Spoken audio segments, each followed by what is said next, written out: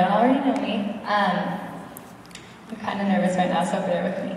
I grew up in a Christian home, like many of you in here. I also accepted Christ when I was really young. I was about 7 years old. And I didn't really understand what it was to have a relationship with God at the time, obviously, since I was so young. I just knew that Jesus died for me, and it was just like the thing to do since both my parents were Christian. I'm going to skip forward to 8th grade. My sister, Taylor Medley, went to High Life like every single week. She was consistent on that. And every single week she invited me, and I always had some sort of excuse why I couldn't go, whether it was I had too much homework or I was just too tired to go that night. But finally one night I decided I would go, and I was really nervous. I didn't have any friends that went. I knew it was a really big place, and so I didn't know if I would be accepted. And so the first person who greeted me when I walked in was Chantel Shermer, who I love so much. I just remember her being extremely loving, and I could feel God's love flow out through her.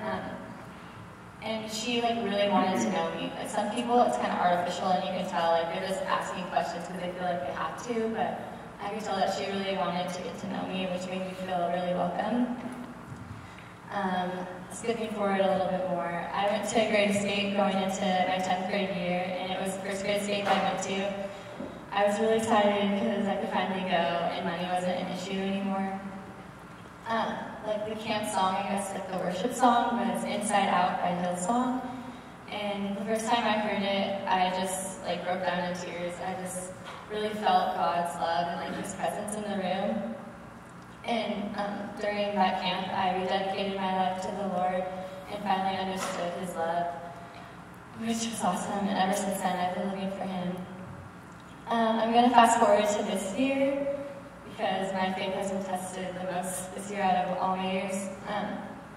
God right now is just teaching me trust, patience, and love through family trials that I'm having at this moment. And He's teaching me just to put my trust in Him and not my family, which I have in the past. Whenever I had problems, I would just go to them, and I never went to the Lord. I was kind of what you call a lukewarm Christian. I went to church every week, but I never talked about Jesus in my conversations or read the Bible. I'm going to read a verse that's helped me to put my trust in Him, and it's Jeremiah 29:11-13. It says, "For I know the plans I have for you, declares the Lord, plans to prosper you and not to harm you, plans to give you hope and a future. Then you will call upon me and come and pray to me, and I will listen to you. You will seek me and find me when you seek me with all your heart." It has just been really encouraging. There's been times that I just get angry or just kind of put a wall up. I just remember that He has a plan for me, and even though maybe I can't see it right now, that in the end, He's going to work it out for my good. And also, He's been teaching me to be a light for my family in this process. And one of the verses that I've been looking to a lot for that is 2 Corinthians 4:17-18. Okay, these verses say, "For our light and momentary troubles are achieving for us an eternal glory that far outweighs them all. So we fix our eyes not on what is seen, but on what is unseen. For what is seen is temporary, but what is unseen is eternal." And that kind of goes along with trusting the Lord, just to put your trust in Him, and even though we can't see it, that He has a plan for us, and it's all going to turn out good. And that's kind of hard for me sometimes because I'm a really controlling person.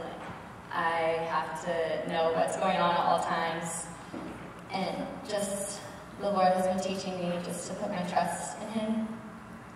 And an example of that is this past week, I was really frustrated because I had a knee injury about a month ago when I played McKay for softball. And my knee has just been really swollen, and it hurts to bend it. And so my mom told me that I need to go to the doctor, but I was stubborn, and I was just I don't care. It's the first year that we make the playoffs in 4 years, and I want to I don't want to be told that I can't play. But I went and I prayed and just, whatever happened, that he would use it for his glory. And the x-ray came back, and it was just an irritated tendon, and I could finally play, which is really awesome. And he's also been teaching me patience and love, like I said before. If anyone knows me, I'm kind of an impatient person.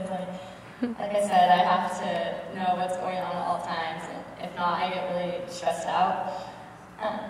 But I know that through the Lord I can find that patience, and a verse that has helped me with that is Romans 12 through 13.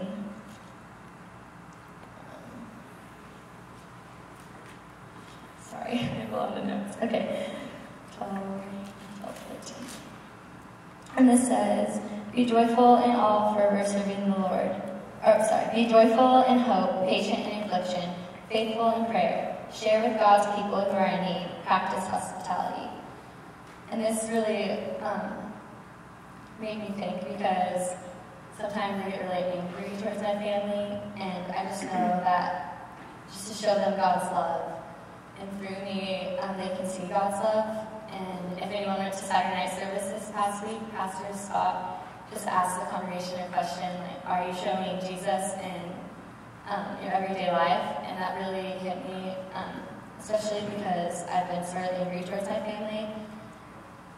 And so I just know that I can show them love through God, because God is love. And then I kept reading in Romans 12, and there's a verse, it's the last verse, Romans 12:21. Do not be overcome by evil, but overcome evil with good.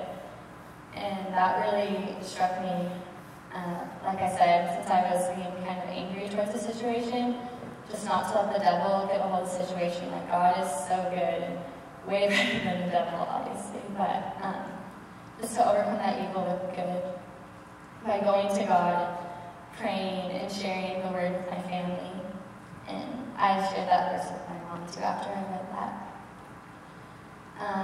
And I'm going to leave you guys with these two verses. 1 Peter 1:6 through 7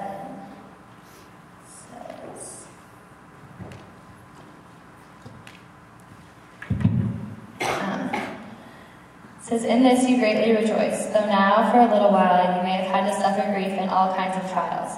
These have come so that your faith, of greater worth than gold, which perishes even though refined by fire, may be proved genuine and may result in praise, glory, and honor when Jesus Christ is revealed.